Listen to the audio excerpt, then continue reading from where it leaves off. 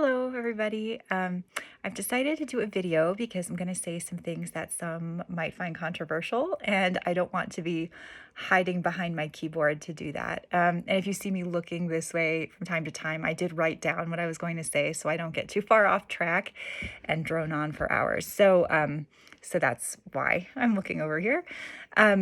So I've always been a person who really loves to learn. And according to my mom, I used to assign myself homework when I was like 3. I don't even know how I knew what homework was, but I was always really fascinated with school and learning.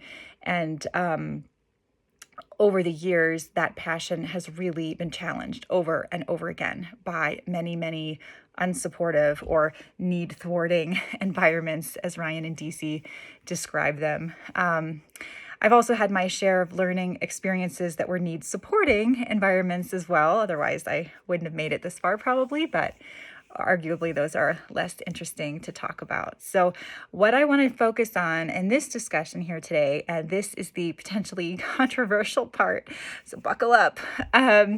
It's this program and this course as a case in point. I know we're all just getting started, but I've been really excited to start this course, and I really care deeply about social and emotional factors affecting learners.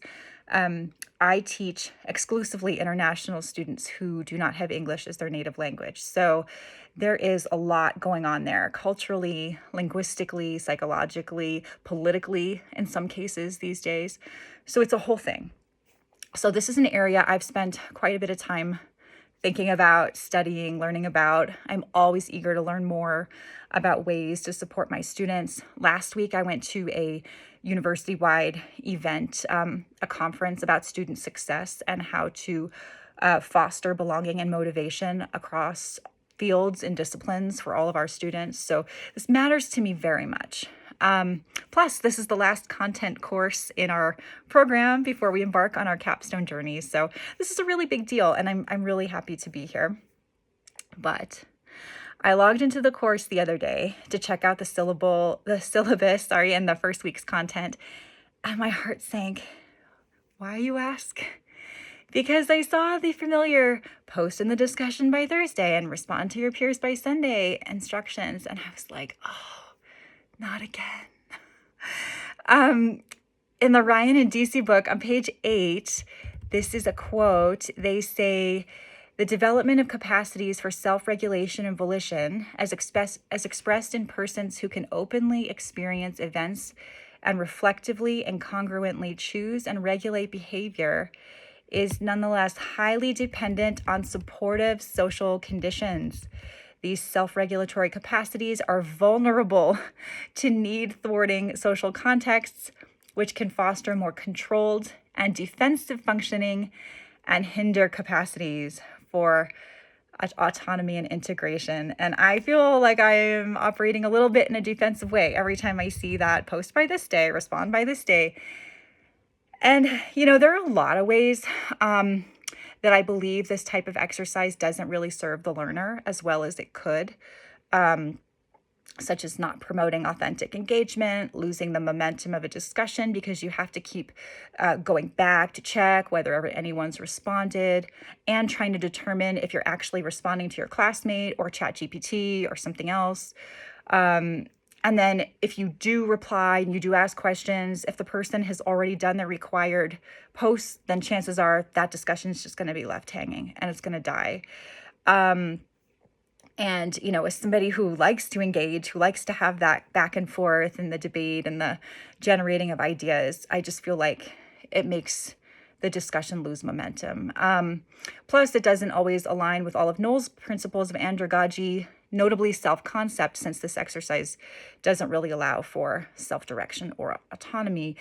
And I'm not bringing all this up to be a hater. This is something I've been struggling with for 2 years now as a student and also as a teacher. Actually, I had a conversation with one of my colleagues about this earlier today, before I even read these prompts, because sometimes I run online courses and I really want to find a better approach. I understand that the asynchronous format limits our engagement options to some degree, and that the professor needs some tangible way to assess consumption and understanding of course materials. I get it.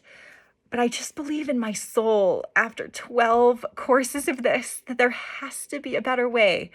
So, to answer prompt number 2, what are a few ways that intrinsic motivation and autonomy support could be fostered in the learning environment you described? This is something I would very much like to discuss with you, Dr. Fernandez, and you, my brilliant cohort mates. How can we do this better? Like, what can we do? Do we make responses more reflective in nature? Maybe we just post some key takeaways and have peer responses be optional. Maybe we assign partners or small groups to discuss a given topic rather than have to keep scrolling up and down the page to try to remember what the prompt even was, find what the person responded, find what they said to you. Like, it just gets really cumbersome and isn't super efficient.